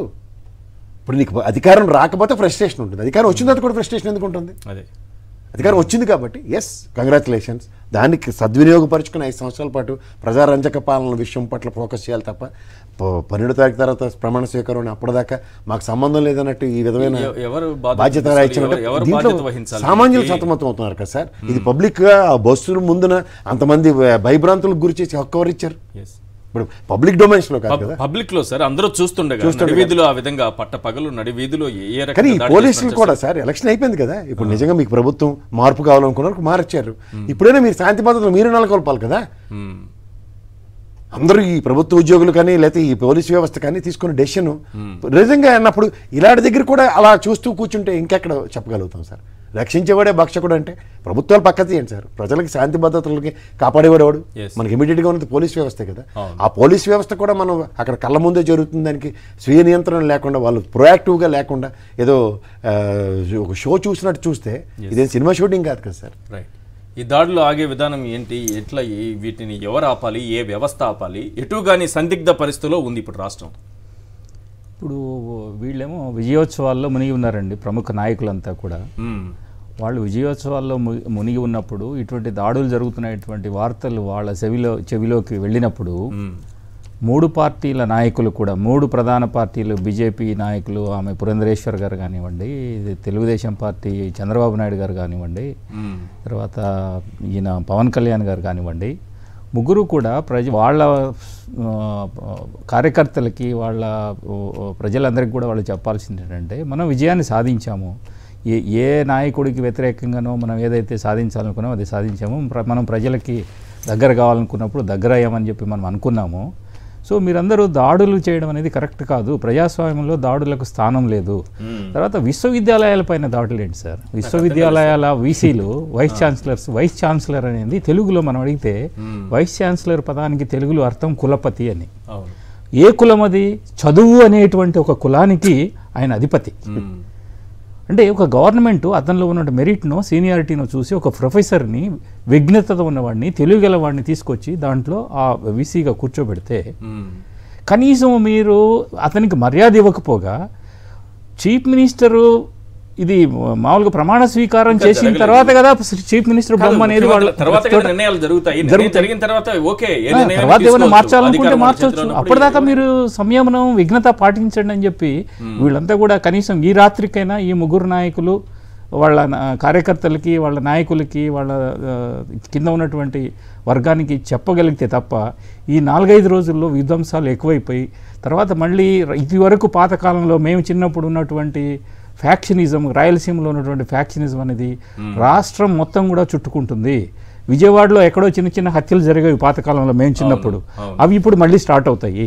అంటే ఇక్కడ నాకు అర్థం కానిది ఏంటంటే సార్, కొడాలి నాని అని వల్లభనేని వంశీ అనే వాళ్ళిద్దరూ ఒక కులానికి సంబంధించిన వాళ్ళు అయ్యి ఉండి ఇంకొక ఆ కులం యొక్క నాయకుడు ఎవరైతే ఉన్నారో అతనికి అతనికి సపోర్ట్ ఇవ్వలేదన్నటువంటి కారణంతోనే ఇవన్నీ కూడా అంటే వాళ్ళు తిట్టడం కూడా అలాగే తిడుతున్నారు. నువ్వు పలానా కులంలో పుట్టేవారా, నువ్వు ఎట్లా పుట్టేవారా అని తిట్టడం ఇవన్నీ. అంటే సరే వాళ్ళు ఆవేశంలో వాళ్ళు అధికారంలో ఉన్నప్పుడు వాళ్ళ నాయకులు దీంట్లో ఉన్నప్పుడు వాళ్ళు ఏమైనా తిట్టి ఉండొచ్చు, లేకపోతే అసభ్యంగా మాట్లాడి ఉండొచ్చు. కానీ వాళ్ళ ఫ్యామిలీ మెంబర్స్ని, వాళ్ళ కుటుంబ సభ్యుల్ని ఇళ్ళ మీదకి పోయి దాడులు చేసి, అంటే ఇప్పుడు వీళ్ళు దొరికితే మీరు చంపేస్తారా? చంపేస్తే మీకు దొరికేది ఏంటి? What you are going to gain? ఈరోజు నువ్వు వాడిని చంపుతావు, రేపు నీ ఫ్యామిలీ ఏమవుతుంది? అంటే కక్షలు కార్పణ్యాలతో రాష్ట్రం మొత్తం కూడా నాశనం అయిపోవాలా? అంటే మీ విజయోత్సవం అనేది ఇదేనా? విజయోత్సవం అనేది పూలదండలతోనో స్వీట్లు పంచుకునో చేయాలి. ఇటువంటి పరిస్థితిని 3 నాయకులు కూడా ఖండించాల్సినటువంటి అవసరం ఉంది. ఈ పరిస్థితుల్లో ఇప్పుడు గవర్నర్ గారికి విచక్షణాధికారాలు ఉన్నాయి. గవర్నర్ గారు కూడా ఎందుకు సైలెంట్గా ఉన్నారనేది నాకు ఇంకా అర్థం కావట్లేదు. తర్వాత పోలీస్ వ్యవస్థని, రెవెన్యూ వ్యవస్థని, అక్కడ ఉన్నటువంటి జ్యుడిషియరీ వ్యవస్థని, తర్వాత వీళ్ళు ఇప్పుడు కలెక్టర్లు ఉన్నారు కదా, district collector is a magistrate. Collectorate ప్రతి జిల్లాలోనూ కలెక్టర్, ఇప్పుడు వీళ్ళు ఇంకా ఎలక్షన్ కమిషన్ వాళ్ళ ఆధిపత్యంలోనే ఉన్నారు కదా. వీళ్ళందరికీ ఎందుకు యాక్షన్ తీసుకోవట్లేదు? కోడ్ నిన్న అయిపోతే ఇప్పుడు గవర్నర్ గారు మరి ఇప్పుడు వీళ్ళైనా కనీసం గవర్నర్ గారైనా రాష్ట్రపతికి కూడా వినతి పత్రం సమర్పించారు వైఎస్ఆర్సీపీ వాళ్ళని చెప్పి కూడా తెలిసింది. తర్వాత సుప్రీంకోర్టులో కూడా కొంతమంది బాధితులు కేసు వేశారు, హైకోర్టు కూడా వెళ్ళారని చెప్తున్నారు. ఇవన్నీ కూడా గవర్నర్ గారికి వినతి పత్రం ఇచ్చారు. వీటన్నిటికంటే కూడా ప్రథమమైనది ముఖ్యమైనది ఏంటంటే సార్, ఈ 4 పార్టీల నాయకులు ఖచ్చితంగా వాళ్ళ ప్రజల్ని వాళ్ళ కార్యకర్తల్ని ఫస్ట్ సంయమనం కోరాల్సినటువంటి అవసరం ఉంది. వాళ్ళు ఈరోజు కోరలేదంటే ఇది ఇంకొక 4 రోజులు వీళ్ళు మళ్ళీ ప్రమాణ స్వీకారం చేసేంత వరకు విధ్వంసాలు జరిగినాయంటే భారతదేశంలో ఇంతకన్నా ఘోరమైనటువంటి విపత్తు ఇంకోటి లేదు. కక్షలు కార్పణ్యాలతో ఏది తీసుకున్నా కోర్టులో వేస్తే ఏం చేస్తారు సార్? వాళ్ళకి ఇస్తారు, దాడులు చేయొద్దని చెప్తారు. దాడులు చేయించమని పోలీసు వాళ్ళు అయితే చెప్పరు, చేస్తుంటే చూస్తూ ఊరుకోవద్దని మాత్రం చెప్తారు. ఇప్పుడు అదే పని వాళ్ళు ఇప్పుడు చేస్తే, ఇప్పుడు కలెక్టర్లను, ఎస్పీలు, డిఐజీలు, ఐజీలు ఆ పని చేస్తే సరిపోతుంది. దానికి పెద్దగా అధికారాలు ఏం కావాలి చెప్పండి? ఇక్కడ గవర్నర్ ఏమైనా మీరందరూ స్ట్రిక్ట్గా పాటించండి, అది వాళ్ళ విద్యుక్త ధర్మంలో భాగమే, అది వాళ్ళ డ్యూటీలో భాగం. దాన్ని వాళ్ళు చేస్తే కూడా అయిపోతుంది. అంటే మనం ఇంత పూర్వం కూడా మనం అవి కూడా మన అవలోకనం చేసుకుంటే అక్కడ కూడా 150 సీట్లు వచ్చినప్పుడు ఇటువంటి గొడవలు జరిగినాయా? లేదు కదా. అంటే వాళ్ళ నాయకుడు సంయమనం పాటించమని చెప్పినట్టే కదా. అందరూ విజయోత్సవాల్లో స్వీట్లు పంచుకున్నారు, టపాకాయలు కాల్చుకున్నారు, అంతే తప్ప కార్యాలయాల ముందు వాళ్ళు సంబరాలు చేసుకుంటారు, అంతే. అంతేగాని ఇటువంటి విధ్వంసాలకి పోయి ఏదో కులం ప్రాతిపదిక మీద లేకపోతే ఇంకొక ప్రాతిపదిక 7వ తారీఖు సార్ 12వ తారీఖు ప్రమాణ స్వీకారం. ఈ 4 రోజులు కనుక ఇదే అట్రిబ్యూట్ అయితే ప్రెసిడెంట్ రూల్ ఎందుకు ఇంపోజ్ అవ్వదు? There may be a chance కదా. ఇప్పుడు మనకి ఎవరో ఒకరు రక్షించాలి. గవర్నర్ గారి చేతిలోనే కదా సార్ అవును, ఇంకా సూపరేటివ్ పవర్స్ వస్తాయి ఆయనకి. ఇప్పుడు గవర్నర్ గారు విన్నపం ఇచ్చాం ఈ 4 రోజుల కోసం అంటారా? ఆబ్వియస్ గా సార్, ఎందుకంటే ఇప్పుడు ఎంత విధ్వంసం జరుగుతున్నప్పుడు ఎక్కడో దగ్గర నియంత్రించబడాలి కదా అది. ఇప్పుడు ఇది రావణ కాస్ట్ లాగా రాష్ట్రం అంతా ప్రబలిపోయి ఇప్పుడు వంశీ గారు లేకపోతే నాని గారు లేకపోతే ఈ దెందులూరు ఇలాంటి సెన్సిటివ్ పాకెట్స్ కింద అడ్రస్ అవుతున్నాయి ఇప్పుడు మాచర్ల అలాంటివి. ఈ నాయకులు వేరు, కార్యకర్తలు అయితే ప్రాణాలు అరచేతిలో పెట్టుకుని పరుగులు తీసి తప్పించుకు తిరుగుతూ లేదా అండర్ గ్రౌండ్ లోకి వెళ్ళి లేదా పొరుగు రాష్ట్రాలకు వెళ్ళి తలదాచుకునే పరిస్థితి వచ్చింది. కనిపించిన వాళ్ళని కనిపించినట్టు కొట్టుతున్నారు అక్కడ. అప్పుడు ఎక్కడో దగ్గర దీని ప్రొటెక్షన్ నాయకులు 3 పేర్లు చెప్తున్నాం, కొడాలి నాని, వల్లభనేని వంశీ, అబ్బాయి చౌదరి, ఇట్లా ఎవరో కొన్ని పేర్లు మాత్రమే మనం చెప్తున్నాం. అనంతపురం జిల్లా కూడా అదే పరిస్థితి అండి. రాజీవ్ గాంధీ గారు, ఏంటి సార్ ఈ సిచ్యువేషన్? సార్ ఈశ్వర్ గారు, మీకు మీతో పాటు పాల్గొన్న ప్యానలిస్టులకి, సాక్షి టీవీ న్యూస్ ఛానల్ వీక్షకులందరికీ కూడా నా హృదయపూర్వక నమస్కారాలు. Good evening sir. ఒకటి ఏంటంటే, వైఎస్ఆర్ కాంగ్రెస్ పార్టీ గతంలో 151 సీట్లు గెలిచిన రోజు వైఎస్ఆర్ కాంగ్రెస్ పార్టీ కార్యకర్తలు ఎవరో కూడా అచ్చెన్నాయుడు ఇంటి మీదకి దాడికి వెళ్ళలేదు. వైఎస్ఆర్ కాంగ్రెస్ పార్టీ నాయకులు, కార్యకర్తలు దేవినేని ఉమా ఇంటి మీదకి దాడి చేయలేదు. లేదా వైఎస్ఆర్ కాంగ్రెస్ పార్టీ నాయకులు, కార్యకర్తలు వెళ్ళి రాళ్లతోనో కత్తులతోనో మంత్రి నారాయణ ఇంటి మీద దాడులు చేయలేదు. రాజకీయాలు అనేటువంటిది ఎన్నికల ముందు వరకు ఉంటాయి. ఎన్నికలు అయిన తర్వాత ప్రజా తీర్పుని గౌరవిస్తూ స్వాగతిస్తూ గెలిచిన వాడు ప్రభుత్వం ఏర్పాటుకు ముందుకెళ్తారు, ఓడిన వారు బాధపడుతూ ఇంట్లో ఉంటారు. ఓ 3 నెలలో 6 నెలలో సమయం తర్వాత మళ్ళీ ఆ ప్రభుత్వం ప్రజా వ్యతిరేక నిర్ణయాలపై ప్రతిపక్షంగా వాళ్ళ యొక్క పాత్ర పోషిస్తారు, పోరాటాలు చేస్తారు. ఇది భారతదేశ ప్రజాస్వామిక చరిత్రలో అనాది నుండి వస్తున్నటువంటి ఆచారం. బట్ ఫస్ట్ టైం ఈ రకమైనటువంటి దాడులు ఒక రకంగా బాధని భయాన్ని కూడా కలిగిస్తున్నాయి. మన పొరుగు రాష్ట్రమైనటువంటి తెలంగాణను చూసి మనం నేర్చుకోవాలా, సిగ్గుపడాలన్నటువంటి అభిప్రాయం కూడా నాకు కలుగుతుంది. అది రెస్పెక్ట్ ఆఫ్ ఎనీ పార్టీ. ఇప్పుడు ఉన్నటువంటి తెలుగుదేశం అయినా, జనసేన అయినా, బీజేపీ అయినా, లేకపోతే ఇక్కడ ఉన్నటువంటి వైఎస్ఆర్ కాంగ్రెస్ పార్టీ అయినా, కాంగ్రెస్ పార్టీ అయినా, సిపిఐ, సిపిఎం, ఏ రాజకీయ పార్టీ అయితే కానివ్వండి, మన పొరుగు రాష్ట్రం తెలంగాణలో ఆ రోజు రేవంత్ రెడ్డి గెలిచి కేసీఆర్ ఓడిపోయిన తర్వాత ఎవరో ఎక్కడో ఒక దగ్గర సెక్రటేరియట్ లో కె చంద్రశేఖరరావు గారి పేరు మీద ఒక మట్టో బురదో ఏదో పూసారో, అంతవరకు అయిపోయింది. తర్వాత వాళ్ళు అసెంబ్లీలో హేమాహేమీలుగా దెబ్బలాడుకున్నారు. ఇది వాగ్దాటిగా, అంటే ప్రశ్నలకు సమాధానం. తర్వాత రేపు ఉదయం కేసీఆర్ గారు అక్కడ ఏమైనా ఫోన్ ట్యాపింగ్లు చేశారని ప్రూవ్ అయితే కేసీఆర్ అరెస్ట్ కావచ్చు, లేదంటే కేటీఆర్ అరెస్ట్ కావచ్చు, ఆల్రెడీ అరెస్ట్ అయిన కవిత కావచ్చు. ఎక్కడ కూడా ఏదన్నా తప్పుడు కేసులో లేదన్నా ఏమన్నా అన్యాయాలు, అక్రమాలు జరిగితే ప్రజాస్వామ్య చరిత్రలో ముఖ్యమంత్రులు, మాజీ ముఖ్యమంత్రులు అరెస్ట్ అయినటువంటి సందర్భాలు ఉన్నాయి. ఏదైనా ఉంటే చట్టపరంగా వెళ్ళమనండి, తప్పులేదు. కానీ ఈ రకమైనటువంటి దాడులు అనేటువంటివి పూర్తిగా అప్రజాస్వామికం. మీరు దాడి ఒక వ్యక్తి మీద చేస్తున్నారు అనుకుంటున్నారు, కానీ ఆ వ్యక్తికి కూడా ఒక కుటుంబం ఉంటది. ఓ తల్లి, తండ్రి, ఓ భార్య, బిడ్డ వీళ్ళంతా ఉంటారు. వాళ్ళు భయం కుప్పెట్లో బతుకుతున్నారు. ఈ రోజు కార్యకర్త అనేవాడు చావైనా రేవైనా నేను తేల్చుకుంటాను, ఏం పర్వాలేదు, నేను ముందుకెళ్తానని ఈ కార్యకర్త కూడా ఒక కత్తెట్టు ముందుకు పోతే పరిస్థితి ఏమవుద్ది? అవతల ఈడు అవతల చంపేసుకుంటే ఆ కుటుంబంలో వ్యక్తిని కోల్పోయి, ఈ కుటుంబంలో వ్యక్తిని కోల్పోయి, కుటుంబాలన్నీ కూడా అరణ్య రోదన అరిసినా సరే ఆ ప్రాణం పోయిన ప్రాణం తిరిగి వస్తుందా? కాబట్టి మిగతా రాజకీయ పార్టీల యొక్క కార్యకర్తలకో నాయకులకో నేను విజ్ఞప్తి చేస్తున్నా, మీ కోపాన్నో తాపాన్నో ఉంటే వెళ్ళి ఇంకోటో చేసుకోండి తప్పితే భౌతిక దాడులు దిగద్దు. కోపాలు ఎందుకు, తాపాలు ఎందుకు, మేమే పగా ప్రతీకారాలు ఎందుకు మా మీద? మీకు నిజంగా ఎవరో ఎమ్మెల్యే నచ్చలేదు, ఈరోజు చూడండి ఓపెన్ గానే ఆయన ఆన్ ద రికార్డ్. చాలా మంది గెలిచిన ఎమ్మెల్యే అయినా ఓడిన ఎమ్మెల్యే అయినా ఏదో రూపాయి బాపాయి డబ్బులు ఉంటే పక్కూరో పరాయూరో వెళ్తాడు, అందాక తలదాచుకుంటాడు, తర్వాత గొడవలు సర్దుమన్నాక మళ్ళీ తిరిగి ఊర్లోకి వస్తాడు. కానీ ఆ ఊర్లోనే కడుపుకు గెంజి ఉన్నా లేకపోయినా చొక్కా గెంజి పెట్టుకుని పార్టీ జెండా పట్టు తిరిగే కార్యకర్తల మీద మీ దాళ్లు, కార్యకర్తల మీద మీ ప్రతాపాలు, మిమ్మల్ని రెచ్చగొట్టే మీ ఎమ్మెల్యేలకి, మిమ్మల్ని రెచ్చగొట్టే మీ అధికార పార్టీ నాయకులకి చెప్పండి, ఇలా పార్టీ ఎమ్మెల్యేలు ఇంకోలో మీరు కట్టెట్టు లేచేయండి అని చెప్పండి. అంతే తప్ప ఇదేటిది కార్యకర్తల మీద వీళ్ళు కేసులు తగులుకునేది వీళ్ళే. అసలు కేసులు పెడతారో లేదో నాకు తెలియదు, కానీ అలా కేసులు చేస్తే మాత్రం బుక్ అయ్యేది వీళ్ళే. ఈ ఇట్లా కేసులు కాదు కాదు కాదు కాదు ఇక్కడ కొంచెం ఓపెన్ గా మాట్లాడుకుందాం. లోకేష్ గారు ఒక మాట అన్నారు, మీ పైన ఎన్ని కేసులు ఉంటే అంత మంచి పదవి ఇస్తానని. కాదు కాదు, ఇట్లాంటి మాటలతో రెచ్చిపోయా వీళ్ళు ఇలాంటి వాటికి పాల్పడుతున్నారన్న అనుమానం కలుగుతుంది ఇప్పుడు.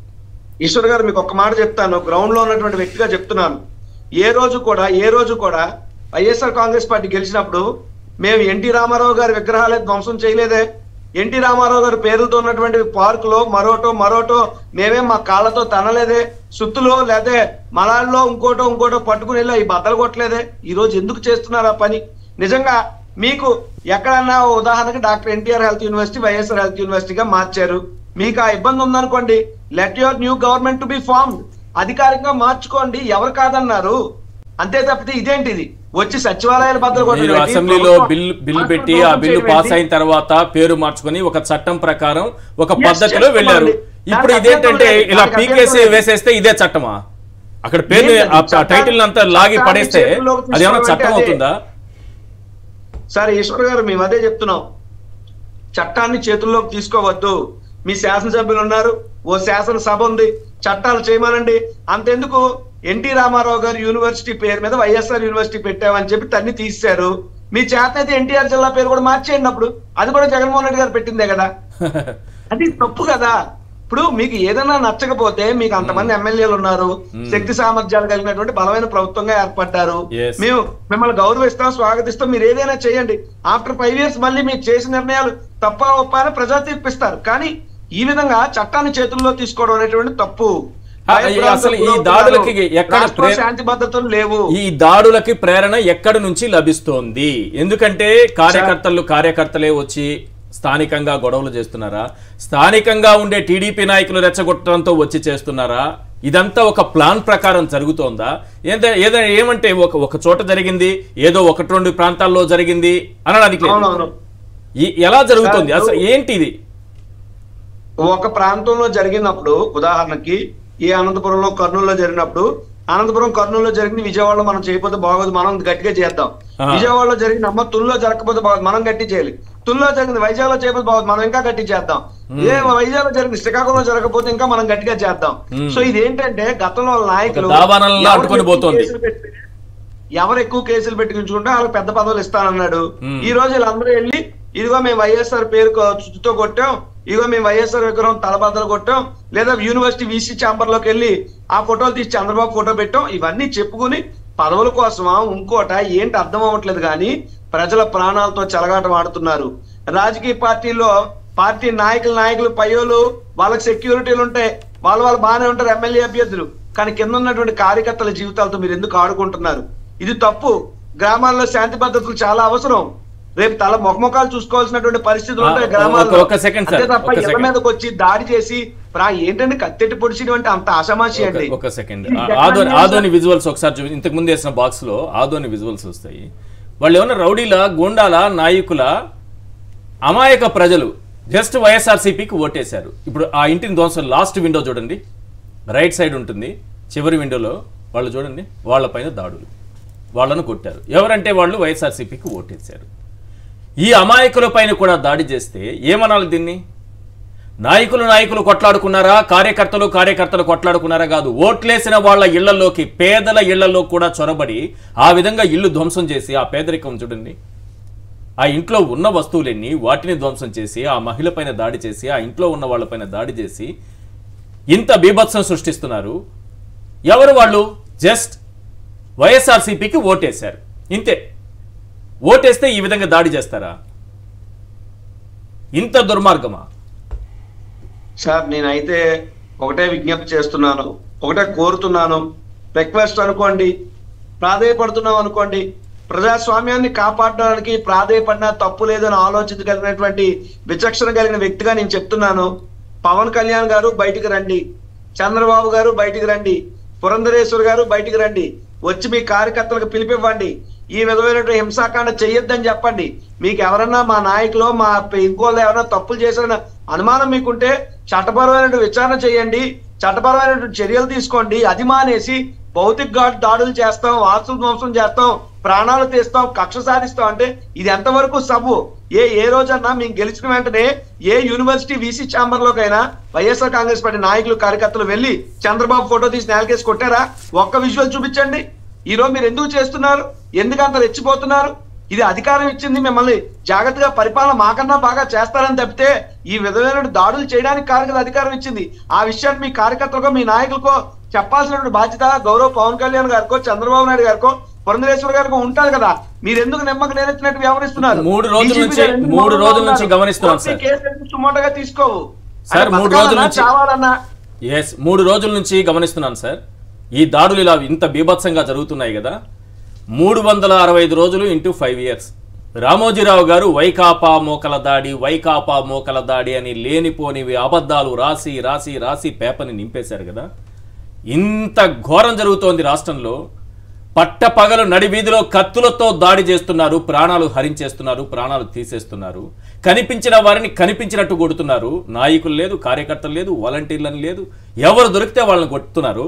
మీరు రోజు పేపర్ అంతా వెతకండి, ఎక్కడా వార్త కనిపించదు సార్, ఎక్కడా కనిపించదు ఆ వార్త. ఈరోజు వెతికి చూశాను, ఎక్కడా కనిపించలేదు. ఏంటి దారుణం? గమనించండి, ఈ వార్తలు పేపర్ల వరకు పక్కన పెట్టండి. We have lot of social media కదా, ఇన్ని దాడులు జరుగుతున్నాయి కదా. దాడులు చేస్తున్న అందరూ మెడలో పార్టీలు కండువాలు వేసి తిరుగుతున్నారు, వచ్చి పట్టుకుని కొడుతున్నారు. కానీ మేము ఎక్కడన్నా ఒక వైఎస్ఆర్ కాంగ్రెస్ పార్టీ జెండా నాయకుడు కనబడ్డా? గోరంట్ల బుచ్చే చౌదరి గారు, ఆయన అంటే గౌరవం ఉంది నాకు, సీనియర్ శాసనసభ్యుడు, నా తాత వయసు ఉంటది. ఆయన వచ్చి దాడుల గురించి మాట్లాడుతూ వైకాపా వాళ్ళే వాళ్ళు దెబ్బలాడేసుకుని ఆ దాడులన్నీ టీడీపీ వాళ్ళు చేసినట్టు వక్రీకరిస్తున్నారని నన్ను మాట్లాడాడు. ఆ మహానుభావుడికి 1000 కోట్ల నమస్కారాలు. ఇదా మీరు చెప్పాల్సిన పద్ధతి? ఆ వయసు అంత వచ్చింది కదా, మీరు చెప్పాలి బుచ్చయ్య చౌదరి గారు. ఇది ఈ విధంగా ప్రవర్తిస్తే ఇది తప్పు సార్. దేవుడు మెచ్చడు. దేవుడే కాదు, ప్రజలే కాదు దీన్ని అంగీకరించరు. మీకు ఏమన్నా ఉంటే ఇంకోటి చేసుకోండి, నచ్చిన పేర్లు మార్చేసుకోండి. విశాఖపట్నం పేరు తీసేసి దేవాంశపట్నం అని పెట్టండి, మీ ఇష్టం, మీకు అధికారం ఇచ్చారు, మీరు ఏదైనా చేయండి. అంతే తప్పితే ఇదేంటిది రాళ్లు, కత్తులు, బాంబులు, బరిసెలతో ఎప్పుడో వంగవీటి మోహన్ రంగ గారి హత్య జరిగినప్పుడు ఈ రకమైనటువంటి దాడులు, విధ్వంసాలు చూసాం. మళ్ళీగో నేను ఇప్పుడు చూస్తున్నా. అవన్నీ పుస్తకాల్లోనూ అప్పుడు ఉన్నటువంటి వీడియోల్లోనూ చూసాం, కానీ ఇప్పుడు లైవ్ లో చూస్తున్నాం. మరి ఇంకోటి ఏంటంటే ఈశ్వర్ గారు, ఫోన్లు మాబోటోరికి భయంకరమైనటువంటి ఫోన్లు. నేను ఏ రోజు ఈ అధికారం 5 ఏళ్లలో ఏ రోజు ఒక్క టీడీపీ నాయకుడికో కార్యకర్తకో సానుభూతి పరుడుకో ఫోన్ చేసి నేను వార్నింగ్ ఇవ్వాల. ఎవరికి నాకు తెలిసి పుట్టుబడిగే తల్లి సాక్షి అని ఎవరికి అన్యాయం చేయలా. కానీ ఈ రోజు నన్ను చంపేస్తామని బెదిరింపులు వస్తున్నాయి. నన్ను ఎక్కడ కనబడితే అక్కడ నరుకుతా ఉంటున్నారు, నా ఇంటి మీద దాడికి వస్తా ఉంటున్నారు. ఫోన్లో వాళ్ళ భాష చూసి చెవులంటే రక్తం వచ్చే పరిస్థితి ఉంది. అసలు విశాఖపట్నం ఉండాలా, ఏ ఊరన్నా పారిపోవాలన్నటువంటి భయభ్రాంతులకి గురి చేస్తున్నారు. ఓ నాయకుడు స్థాయిలో ఉన్నటువంటి మాబోటోళ్ళకి పరిస్థితి అయితే గ్రామాల్లో ఉన్నటువంటి కార్యకర్తల పరిస్థితి ఏంటి? దయచేసి ఇంత విచ్చలవిడితనాన్ని ఎవరు కంట్రోల్ చేయాలంటే ఖచ్చితంగా ఈ రాష్ట్రానికి కాబోయే ముఖ్యమంత్రి హోదాలో ఉన్న చంద్రబాబు నాయుడు గారో, లేదా ముఖ్యమంత్రిని డిసైడ్ చేసినటువంటి వ్యక్తిగా ఉన్నటువంటి పవన్ కళ్యాణ్ గారు ఉన్నారు కదా, లేదా వీళ్ళందరినీ కలిగిన పురంధరేశ్వర్ గారు, వీళ్ళందరూ ముందుకు వచ్చి ఈ రకమైనటువంటి దాడులు ఆపాలని చెప్పాలి. లేదు అంటే వైఎస్ఆర్ కాంగ్రెస్ పార్టీ కార్యకర్తల రక్తం ఏరులై పారుతుంది. వైఎస్ఆర్ కాంగ్రెస్ పార్టీ సానుభూతి పనుల ప్రాణాలు గాల్లో కలిసిపోతాయి. వైఎస్ఆర్ కాంగ్రెస్ పార్టీ జెండా ఎవడు పట్టుకుంటే వాడిని నడి రోడ్డు మీద ఈడ్చిచ్చి నరికే పరిస్థితులు ప్రస్తుతం ఆంధ్ర రాష్ట్రంలో ఉన్నాయి. I very sorry to say this. ఇది నిజం. ఎవడు బతకలేకపోతున్నాడు. ఎందుకు రాష్ట్రాన్ని ఇంత రావణ కష్టంగా మారుస్తున్నారు? ఏ రోజు మీ ఈ రకమైనటువంటి దాడులు జరగలేదు మా ప్రభుత్వంలో? దయచేసి పవన్ కళ్యాణ్ గారు, చంద్రబాబు నాయుడు గారు మీరు బయటకు రండి. వీరిద్దరికన్నా ముఖ్యంగా ముందు గవర్నర్ గారు జోక్యం చేసుకోవాలి. గవర్నర్ గారు, డీజీపీ గారు, చీఫ్ సెక్రటరీ గారు మీరు రండి, ఆ విజువల్స్ చూడండి, సుమోటోగా కేసులు తీసుకోండి, బైండ్ ఓవర్లు చేయండి. ఎవరైతే ఉన్నారో అక్కడ ఆ గ్రామాల్లో అవసరమైతే 144 సెక్షన్ పెట్టండి. అంతే తప్ప నిమ్మక నీరెత్తినట్టు వ్యవహరిస్తే ప్రాణం సార్ ఎంత పెట్టినా సరే వెనక్కి తీసుకురాలేం. ఎంతమంది ప్రాణాలు పోతున్నాయో కూడా లెక్కలేదు ఈ రోజు అని చెప్తున్నా. మీ ఆత్మఘోష మదర్ మీద, తల్లి మీద ప్రమాణం చేసి చెప్తున్నారు మీరు. నిజానికి ఇది విన్న తర్వాత సిగ్గుపడాలి నిజంగా టీడీపీ నాయకులు. నాయకుడు బ్రతకాలంటే ఈరోజు ఇంత దారుణమైన పరిస్థితి. వైకాపా మోకలు రౌడీలు, గూండాలు, ఫ్యాక్షనిస్టులు అని రోజు ముద్ర వేసి లేనిపోని అబద్ధాలు రాసి రాసి రాసి రాసి రాసి రాసి ఆ పెన్ను ఎప్పుడు అలసిపోయి ఆగిపోతుందో నాకు తెలియదు, కానీ రాశారు, ఆ స్థాయిలో రాశారు. ఎందుకంటే రౌడీజం చేసేది వీళ్ళు, గూండాయిజం చేసేది వీళ్ళు. దాన్ని ముందుగానే అటువైపు వేసేసి ప్రతిరోజు రాసి ప్రజల మెదడులోకి ఎక్కించి ఏ విధంగా పాల్పడ్డారో చూసాం కదా ఇన్ని రోజులు. ఉచితంగా పేపర్లు వేసుకొని ఈరోజు ఈ వార్తలు రాయండి అయ్యా బాబు, శాంతియుతంగా ఉండండి బాబు, వద్దు దాడులు, ఈ దౌర్జన్యాలు వద్దు, ఈ కొట్లాటలు వద్దు అని ఒక్క ముక్క రాయండి మీ పేపర్లలో. మీరు శాంతి కాముకులు కదా, గాంధేయవాదులు కదా, అహింసావాదులు కదా, మీకు మీరే చెప్పుకున్నారు కదా. ఒక్క వైఎస్ఆర్సీపీ మాత్రమే గూండాయిజం చేస్తుందని, ఒక్క వైఎస్ఆర్సీపీ మాత్రమే రౌడీయిజం చేస్తుందని, ఒక్క వైఎస్ఆర్సీపీ మాత్రమే ఫ్యాక్షనిస్టుల పార్టీ అని రాశారు కదా ఇంతకాలం. లేనిపోని ప్రజల మెదడులోకి ఎక్కించి వీళ్ళు చేసే దుర్మార్గం ఇది. అవతల వైపు వేలెత్తి చూపిస్తూ ఉంటారు. ప్రజలు అది నిజమని నమ్మేంత వరకు అది చేస్తూ ఉంటారు, యువతల వైపు చేయాల్సింది చేసుకుని పోతూ ఉంటారు. ముద్ర మాత్రం ఎప్పటికీ ఆ వైపే ఉంటుంది. సార్ నేను మీకు చెప్తున్నాను, కొండా రాజీవ్ గాంధీ గారు, మీరు కన్నీరు పెట్టుకున్నా ఈ ప్రజలు నమ్మే పరిస్థితిలో ఉన్నారా అన్న బాధ కలుగుతోంది. అలాంటి ముద్ర వేసేశారు సార్ ఈరోజు. సార్ నేను అంటే అపోజిషన్ లో 2014 నుంచి 19 మంది ఉన్న అపోజిషన్ లో నేను ఈ పార్టీకి జిల్లా యోజన అధ్యక్షుడిగా పనిచేసి అనేక బాధ అప్పుడు పడ్డాను. కానీ ఆ రోజు ఈ రకమైనటువంటి వాతావరణం లేదు. నేను ఆన్ ద రికార్డే చెప్తున్నాను. ఆ రోజు చంద్రబాబు నాయుడు గారు ముఖ్యమంత్రి, అప్పుడైనా అపోజిషన్ లో ఉన్నాడు. కానీ ఈ రకమైనటువంటి ఎంత విచ్చలవిడితనంతో కూడినటువంటి దాడులు ఎక్కడైనా జరిగితే అరాకొర ఒకటో రెండో సమస్యాంతక ప్రాంతాల్లో లేదంటే రాయలసీమ లాంటి ఫ్యాక్షన్ ప్రాంతాల్లో తప్పితే ఏంటి మా ప్రశాంతమైనటువంటి విశాఖ మహానగరంలో కూడా ఒక రిజిస్ట్రార్ లేదు, ఒక వీసీ లేదు, ఒక వైఎస్ఆర్ వ్యూ పాయింట్ లేదు, లేదా సచివాలయాలు లేవు. ఏది పడితే అది ఇంత విధ్వంసం నేను ఎప్పుడు చూడలేదు.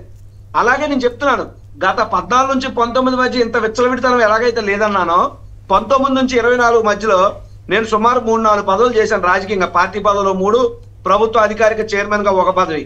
నేను ఆన్ రికార్డ్ చెప్తున్నాను. ఈ వీడియో చూసి ఎవరైనా రాజీవ్ గాంధీ ఎవరైనా బెదిరించాడనో, ఎవరి మీద దాడి చేశాడనో, వ్యక్తిగతంగా తిట్టాడనో, లేదంటే వెనకుండా ఇంకో కుట్రపూరితమైనటువంటి రాజకీయాలు చేశాడనో చెప్పమంటే చెప్పడానికి మచ్చుతనకు కూడా ఒక్క ఇది కూడా దొరకదు. అంటే మా అంత నిజాయితీగా బతికాం.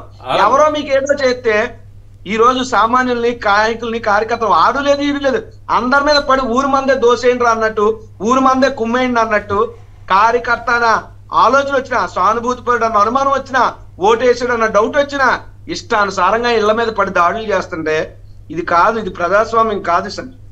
ఇది 80% ప్రజాస్వామ్యం కాదు. బతకాలా వదిలేసి పక్క రాష్ట్రం పోవాలనే పరిస్థితి తీసుకున్నారు. అది ఇంకా నాయకులే, పార్టీల అధినేతలే సమాధానం చెప్పాలి. ఒకసారి ఆ రాప్తాడు విజువల్స్ చూపించండి. కౌంటింగ్ పూర్తయిన తరువాత కత్తులతో డీజేలు పెట్టుకుని కత్తులతో డాన్సులు సార్. అవి కత్తులతో డాన్సులు, మారణాయుధాలతో డాన్సులు. ఏంటి విచిత్రం? ఎవరి మీద ముద్ర వేశారు ఇంతకాలం? లేనివి తప్పుడు రాతలు రాసి అబద్ధాలు చెప్పి మైకుల్లో ఈరోజు వాస్తవాలు చూడండి, కళ్ళ ముందు కనిపిస్తోంది.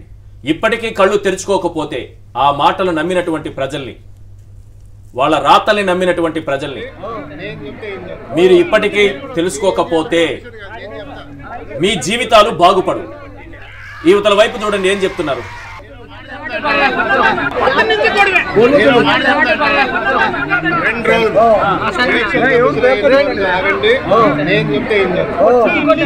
మీరేం చేయాలో దూరాలు ఏం చేయాలి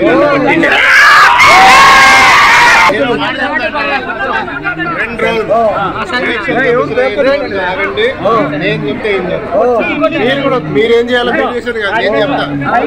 దూరాలు ఏం చేయాలి ఎవరిళ్లలో దూరాలి, ఎవరిళ్లలో దూరి కొట్టాలి, ఏ ఏ వ్యక్తుల్ని కొట్టాలి, ఎవరిపైన దౌర్జన్యం చేయాలి, ఎవరిపైన దాడులు చేయాలి, ఎవరిపైన తలలు పగలగొట్టాలి, అవన్నీ వారే చెప్తారంట. వాళ్ళ ఇళ్ళకి పోయి కొట్టాలట. ఇది పబ్లిక్ గా చెప్తున్నారు సార్. ఈశ్వర్ గారు ఇక్కడ సునీత గారు ఒక మాట కూడా చెప్పాలి, ఒక మాట కూడా చెప్పాలి.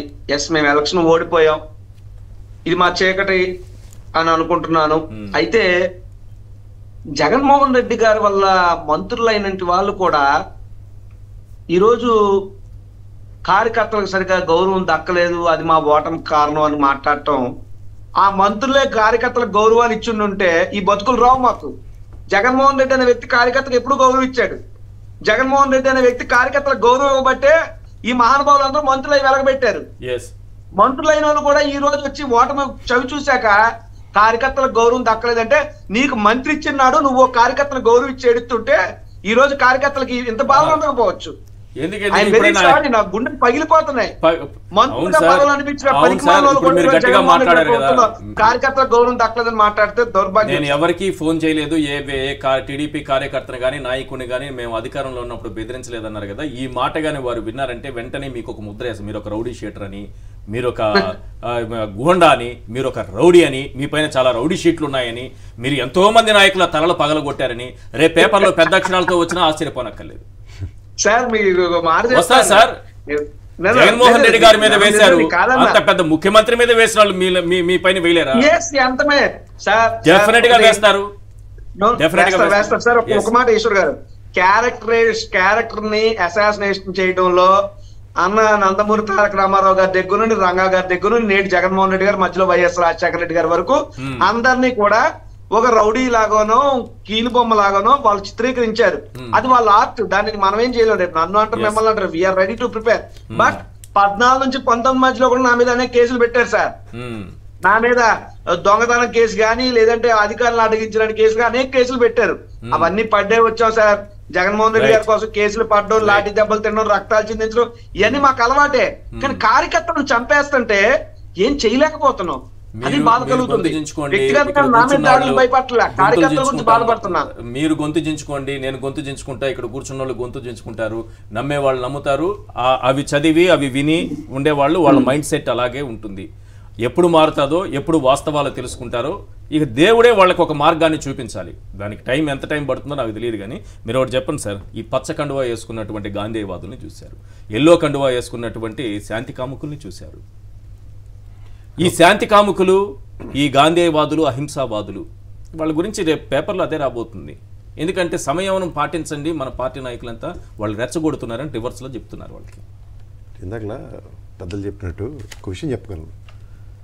కులపతి అని ఎందుకు పిలుస్తారంటే చదువుకు మాత్రమే కులం ఉంటుంది, చదువుకునేవాడికి మాత్రమే కులం ఉంటుంది. అదే కులం అంటే చదువుకున్నవాడి కులం అని. అలాంటి కులపతికే ఈరోజు ఇంత అవమానాలు చేయడానికి వెనక ముందు ఆడకుండా ఆయనకి కులాన్ని ఆపాదిస్తున్నారు. ప్రసాద్ అన్న చిన్న సబ్మిషన్, సార్ కూడా అంటే కార్పొరేట్ లా ఎక్స్పర్ట్ గారు, ఆయన విజ్ఞులే. ఉపకులపతి, వైస్ ఛాన్సలర్ అంటే ఉపకులపతి, chancellor will be the governor. Governor కులపతి. ఉపకులపతి ఉప అన్నది సబ్జెక్ట్ కాదండి, నేను కులపతి అన్నదాన్ని ఎలా జస్ట్ చెప్తున్నాను. మామూలుగా ఛాన్సలర్ అనేది గవర్నర్ ఉంటారు అని. ఇక్కడ వైస్ ఛాన్సలర్ అన్నదానికి కులపతి, ఉపకులపతి అంటే ఒక రాష్ట్రంలో లేకపోతే ఒక సంబంధిత ప్రాంతానికి చెందిన యూనివర్సిటీలో చదువుకునే వాళ్ళందరికీ చదువుకున్నవాడనే కులాన్ని ఆపాదించి చెప్పే ఒక యూనివర్సిటీ, ఒక విశ్వవిద్యాలయం, ఆ సరస్వతి మాత ఆశీర్వాదం చదువుకున్న మల్లాటి వాళ్ళకి కూడా ఇవాళ ఒక వీసీని కలిసే ఛాన్సే ఉండదు. యూనివర్సిటీలో చదువుకొచ్చి వీసీని కలిసిన ఉదంతాలే లేవు ఎవరికి. అలాంటిది ఇవాళ ఒక మోకెళ్ళి బెదిరించి, అంటే మనం సాధారణంగా యూనివర్సిటీలో కూడా ఇవాళ పోలీసులను పెట్టుకుని పోలీసుల పహారాల్లో చదువు విద్యా నిలయాలను కూడా ప్రొటెక్ట్ చేసుకోవాల్సిన దౌర్భాగ్య స్థితి తీసుకొస్తున్నారంటే ఫోటోలు శాశ్వతమా సార్? నాకు తెలిసి మేము చదువుకున్న రోజుల్లో స్కూల్లో కానీ ఒక గాంధీ గారి బొమ్మ, లేకపోతే ఓ నెహ్రూ గారి బొమ్మ, లేదంటే మన సర్దార్ వల్లభాయ్ పటేల్ గారి బొమ్మ, లేకపోతే వాటి గురించి చరిత్రలు చదువుకున్న యూనివర్సిటీలు, కాలేజీలు, స్కూళ్ళు చూసిన దగ్గర ఇవాళ ఒక రాజకీయ నాయకుల యొక్క ప్రాధాన్యతను సంతరించుకుంటూ 5-5 సంవత్సరాలకు ఒకసారి ఫోటోలు మార్చే కార్యక్రమానికి తెరలేపుకుంటే ఓకే, ఒక పద్ధతికి అలవాటు చేసిన తర్వాత గతంలో ఏం జరిగింది, ఇప్పుడేం జరిగింది, పేర్లు యొక్క ప్రాతిపదిక మీద లేకపోతే విగ్రహాల యొక్క చుట్టూ జరిగే రాజకీయాలకి ఎవరిని బలి చేస్తున్నారు? ఇప్పుడు ఒక ఉపకులాపతి ఒక డెసిషన్ తీసుకుని వాళ్ళు విగ్రహం పెట్టండి అనే డెసిషన్ ఇచ్చాడు అనుకోండి, దాన్ని మీరు ఆక్షేపణీయంగా మాట్లాడండి. అంతే. ఎవరో ఎక్కడో ఉన్నప్పుడు ఆయన వచ్చి ఆ యూనివర్సిటీలో వైస్ ఛాన్సలర్ గారు పనిచేస్తున్న దగ్గర what way is connected. And apart from that ఇవాళ మీరు అన్నట్టు కండువాలు కప్పుకుని ఆ పార్టీ వాళ్ళు ఒక బడబాగ్ని బయటకు తీసే కార్యక్రమానికి తెరలేపుకున్నారు, నిజమే. కానీ ఒక శాంతిని పిలిపివ్వవలసిన బాధ్యత ఒక పార్టీ అధ్యక్షులుగా వాళ్ళ మీద ఉంది. రేపు పొద్దున 12వ తారీఖు నాడు ముఖ్యమంత్రిగా ఉన్నప్పుడు ఈ 5 రోజులు 10 రోజులు అలవాటు పడిన వాళ్ళు ఇంకా శాశ్వతంగా మనకి ఎవరు అడ్డు చెప్పరు అన్న ప్రాతిపదిక మీద వెళ్ళినప్పుడు ఈ కాన్సిక్వెన్సెస్ ఫేస్ చేసి వరకు 12వ తారీఖు వరకు ఇంతకు సార్ ఈ రోజు రేపు ఉదయాన్నో ఒక పిలుపునిస్తే చాలుగా. పిలుపునివ్వడం ఒక బాధ్యత సార్. రెండోది ఇది కంటిన్యూస్గా వాళ్ళు పిలుపు ఇచ్చినా ఇవ్వకపోయినా పొరపాటున ఇవన్నీ కేసులు ఇప్పుడు రేపు పొద్దున వంశీ గారు లేకపోతే నాని గారు ఎవరైనా కేసు పెట్టారు అనుకోండి సార్ పోలీస్ స్టేషన్లో, నా ఆస్తి ధ్వంసం అయిందని, ఎందుకంటే ఇన్సూరెన్స్ క్లెయిమ్ చేసుకోవాలన్నా కార్లకి ఇచ్చేయాలి కదా, ఆ సంబంధిత ఫోటోలు పోలీస్ స్టేషన్ వాళ్ళు ఎఫ్ఐఆర్లో వీళ్ళందరూ ఐడెంటిఫై అయ్యారు అనుకోండి సార్, వీళ్ళ మీద కేసులు పెడితే అంటే వీళ్ళకి బెయిల్ ఇస్తారు, ప్రజాస్వామ్యంలో అది కేసులు పెడతారు. ప్రజాస్వామ్యంలో కేసులు ఈశ్వర్ గారు నేను మళ్ళీ చెప్తున్నాను, నేను వ్యవస్థను నమ్ముతాను. వీళ్ళు ఒక మంది మార్బలంతో చేస్తున్న ఒక కార్యక్రమంలో ఒక దాని ఏమంటారంటే గుంపులో గోవింద కేసు కింద దీన్ని కొట్టేద్దాం అన్నా సరే, ఈ రోజున టెక్నాలజీలో సింప్లిఫైడ్ యాక్ట్ అండి. Justification is matter of fact, identification is a matter of fact. ఇది జస్టిఫై చేయడం అంటే ఈ మంది మార్బలంతో అటాక్ జరిగిందా? ఎందుకు సార్ రైల్వే ధ్వంసం కేసుల్లోనే అంతమంది సమూహంగా చేసిన అగ్నివీరుల దాంట్లో ఏమైంది? అంతమంది చేసిన తర్వాత సింపుల్గా 10 మంది మీద కేసులు ఉన్నాయి. వాళ్ళు ఎప్పటికి కూడా వాళ్ళ భవిష్యత్తును పణంగా పెట్టుకుని చేసుకుంటున్నారు. ఇవాళ ఒక ఆవేశకావేశమైన సిచ్యువేషన్స్లో కొన్నిటిని అట్రిబ్యూట్ చేసుకుంటూ ముందుకెళ్ళి పనిచేయడం చాలా సులువు. కానీ ఇదే పోలీసు వ్యవస్థ సైమనం పాటించిన వ్యవస్థ ఐడెంటిఫై చేయమన్నప్పుడు ఇలా చిటికి మీద ఐడెంటిఫై చేసి సోయింట్ సోయిన్ కేసులు పెడతారు. వెంటనే వాళ్ళు పొద్దునకు వచ్చేస్తారు బయట. మీరు ఆశాజీవి, మీరు కోరుకుంటారు ఇలానే ఉండాలి, ఈ వ్యవస్థలు చాలా గొప్పవని మీరు భావిస్తున్నారు. భావించండి, నిజంగా నమ్మకం ఉండడం తప్పని ఉండాలి, ఖచ్చితంగా ఉండాలి. మీరు మంచి వ్యక్తులు కాబట్టి వ్యవస్థలు నమ్ముతున్నారు. ఈ క్షణం 2 విషయాలండి. ఒకటి, వ్యవస్థను నమ్మి మనం మనుగడ సాగించాలి. రెండోది, ఇదే భావావేశం వైఎస్ఆర్సీపీకి ఉంటే కానీ శాంతి ఎక్కడ నెలకొల్పడుతుంది చెప్పండి? ఇప్పుడు ఇది దావాహంలాగా మొత్తం అరణ్యకాండ అయినట్టే అవుతుంది కదా. అది కాదు కదా కావాల్సింది. ఒక దగ్గర నుంచి గాంధీ మహాత్ముడు వాదం కూడా ఏంటి, ఒక చెంప కొట్టినప్పుడు ఇంకో చెంప చూపించమన్నాడు అంటే వాడు ఆగుతాడని. అంతేకాని 2 చెంపలు వాయించేస్తాడు, ఏం చూపించారు, వీపు కూడా చూపించి దెబ్బలు తినాలి. అలాంటి పరిస్థితి కాదు కదా. ఇప్పుడు మనకేంటంటే పెద్దలు చెప్పిన మాటలు కానీ వ్యవస్థల మీద ఉన్న గౌరవంతో కానీ మనం మాడవలసింది చెప్పవలసింది ఏంటంటే, బాబు సంయమనాలు పాటించండి, విజ్ఞతతోనూ విచక్షణతోనూ ప్రవర్తించండి. ఇవాళ మనం ఉన్నది ప్రజాస్వామ్యం. తెల్లారు లేస్తే ఒకరి ముఖాలు చూసుకోవాలి సార్. ఇదే వేరే ప్రాంతం, ఇదే మనం వెళ్ళి పాకిస్తాన్తో యుద్ధం చేసి దాన్ని సాధించుకుని వచ్చి ఇక్కడ కూర్చోట్లేదు కదా. ఇదే ఊర్లో మీరు ఇదే ప్రజలు రోజు సంయమనం పాటిస్తూ జీవితం సాగించాలి. అక్కడ దేనికి విచక్షణ కోల్పోతున్నాం? పొరపాటు అనేది మానవ సహజం. నా వల్ల తప్పు జరగవచ్చు, ఎవరి వల్ల జరగవచ్చు. కానీ తప్పు జరిగిన దగ్గర ప్రజాస్వామ్యంలో మీరే ఇచ్చారు కదా తీర్పు. ఇవాళ నాని గారిని వంశీ గారిని గెలిపిస్తే అరే ఎంత చేసినా వాళ్ళనే గెలిపించారని తిరగబడ్డారంటే అర్థం ఉంది. మేము ఓడగొట్టే ఇంట్లో కూర్చోబెట్టారు కదా. ఓడగొట్టి కూర్చోబెట్టినప్పుడు దీనికి మీరెందుకు సంయమనం కోల్పోతున్నారు? అక్కడ ప్రజలేం తప్పు చేశారు? ఇప్పుడు ఈ విధ్వంసాలకి దాడులకు పాల్పడేటువంటి కార్యకర్తలందరికీ నేను ఒకే విషయం విన్నవించాలనుకున్నానండి. ఇక్కడ ఏంటంటే ఈరోజు మీరు మీ నాయకుల పైన ఉన్నటువంటి అభిమానంతో మీరు దాడులకు దిగుతారు. ఒకే ఊర్లోనో ఒకే వీధిలో ఉన్న వాళ్ళని, ఎదురెదురుగా ఉన్న వాళ్ళని ఒకరికొకరు తలలు పగలగొట్టుకుంటారు. తర్వాత మిమ్మల్ని ఐడెంటిఫై చేసి ఏదో ఒక ఎఫ్ఐఆర్ అయితే రిజిస్టర్ కావాలి, రిజిస్టర్ అవుతాయి. ఒక 20 దాడులు జరిగితే 15 దాడుల్లో అయినా ఐడెంటిఫై చేసి కేసులు అయితే వేస్తారు. కేసులు వేసినప్పుడు 5 సంవత్సరాల నుంచి 15 సంవత్సరాలకి ఇప్పటిదాకా కోర్టులకు తిరుగుతున్న వాళ్ళని, వాళ్ళ ఫ్యామిలీస్ని, వాళ్ళ కుటుంబ సభ్యుల్ని, ఎంతోమందిని పోగొట్టుకున్న వాళ్ళని, అసలు అజ్ఞానులుగా అసలు దేనికి పనికి రాకుండా పనులు కూడా మానుకొని కోర్టుల చుట్టూ తిరుగుతుంటే నాయకులు ఎవరు వారిని పట్టించుకోకపోతే పేదరికంలో మరిగి చచ్చిపోయిన వాళ్ళు చాలా మంది ఉన్నారండి. దాన్ని వాళ్ళు గ్రహించి రేపు మీరు ఇప్పుడు మిమ్మల్ని ఎవరో దాడుల్ని చేయమని చెప్పి మిమ్మల్ని ప్రేరేపించినంత మాత్రాన మీరు దాడులకు వెళ్ళిన దానివల్ల రేపు మీరు మీ కుటుంబ సభ్యులు ఎన్నో అవస్థల పాలు కావాల్సి వస్తుంది. మీ ఎదురువాడు ఎంత దెబ్బ తగిలింది వాడికి అనేది మీరు ఆలోచించే బదులు మీకు రేపు కలగబోయేటువంటి హింస ఎటువంటిది, రేపు మీకు జరగబోయేటువంటి నష్టం ఎటువంటిదని మీరు ఆలోచించి సంవత్సరాలు 15 నుంచి 20 సంవత్సరాల కోర్టుల చుట్టూ తిరగాలండి వాళ్ళు. అటువంటి పరిస్థితి మన న్యాయ వ్యవస్థలో అంత త్వరగా సెటిల్ కావు. ఇప్పుడు అందులో చూడండి సార్, పోలీసులు తిరిగి పాపం వాళ్ళు 2-3 తెలుగుదేశం కార్యకర్తలు కూడా కొట్టారు కదా. ఇప్పుడు ఆ దెబ్బలు తిన్నప్పుడు ఎవరైనా వచ్చి వాళ్ళు ప్రొటెక్ట్ చేశారా? ఎవరు చేస్తారు? ఏ నాయకుడు ఉండరు, ఎవరు ఉండరు. ఇప్పుడు పోలీసుల దగ్గర కేసు బుక్ అయ్యి జైలుకి వెళ్ళినా సరే వాళ్ళకి ఏ నాయకుడు వాళ్ళకి రాడు, ఫైనాన్షియల్ అసిస్టెన్స్ ఉండదు, ఆర్థిక సహాయం ఉండదు. మీరు ఆస్తులు అమ్ముకొని నేను రాయలసీమలో చూసినండి సార్, నేను విపరీతంగా కాళ్ళు చేతులు పోగొట్టుకుని ఫ్యామిలీ మెంబర్స్ ని పోగొట్టుకొని కోర్టుల చుట్టూ తిరిగిన వాళ్ళు తర్వాత ఆ కోర్టులకు జరిగేటప్పుడు మళ్ళీ వీళ్ళిద్దరి మధ్యలో ఏదో విద్వేషాలు వచ్చి మళ్ళీ ఎర్రాళ్ళు పెట్టుకుని కొట్టుకొని మళ్ళీ చచ్చిపోవడం. అప్పుడు నాయకుడు వస్తాడా? రాడు. వాడి స్వార్థం కోసం వాడి వర్గాన్ని నిలబెట్టు. ఇది వరకు ఈ కరువు ఉండేది, కరువు ఉండడం వల్ల నాయకుడి దగ్గర ఉంటే వాడి దగ్గర అన్నం దొరికేది. ఇప్పుడు మన అందరికీ అన్నం దొరుకుతుంది, మీ అందరికీ అన్నం లేక ఎవరు చచ్చిపోవట్లేదు. మీకేం కావాలి? మీకు కావాల్సిన ఆర్థిక వనరులన్నీ ఉన్నాయి. ఏ నాయకుడిని కేవలం ఆ ఎలక్షన్స్ కోసమో అభిమానించాలి తప్ప, ఓటేయండి తప్ప, మీరు వాళ్ళ కోసం ప్రాణాలు పోగొట్టుకోవడమో, దాడులకు దిగడమో, దాడులకు దిగి తన్నులు తినడమో ఇటువంటి పరిస్థితులకు వెళ్ళొద్దు. మీరు మీ కుటుంబ సభ్యులు క్షేమంగా ఉండాలి, మీరు సంయమనం పాటించండి అని చెప్పి మాత్రం నేను చెప్పగలను. చాలా మంచి అప్పీల్ ఇచ్చారు sir. Thank you sir. Venkatarama Reddy గారు చర్చలో పాల్గొన్నందుకు, ప్రసాద్ గారు, అలాగే కొండా రాజీవ్ గాంధీ గారు. ఇది వాళ్ళ చర్చా కార్యక్రమం. చూస్తూనే ఉండండి సాక్షి టీవీ.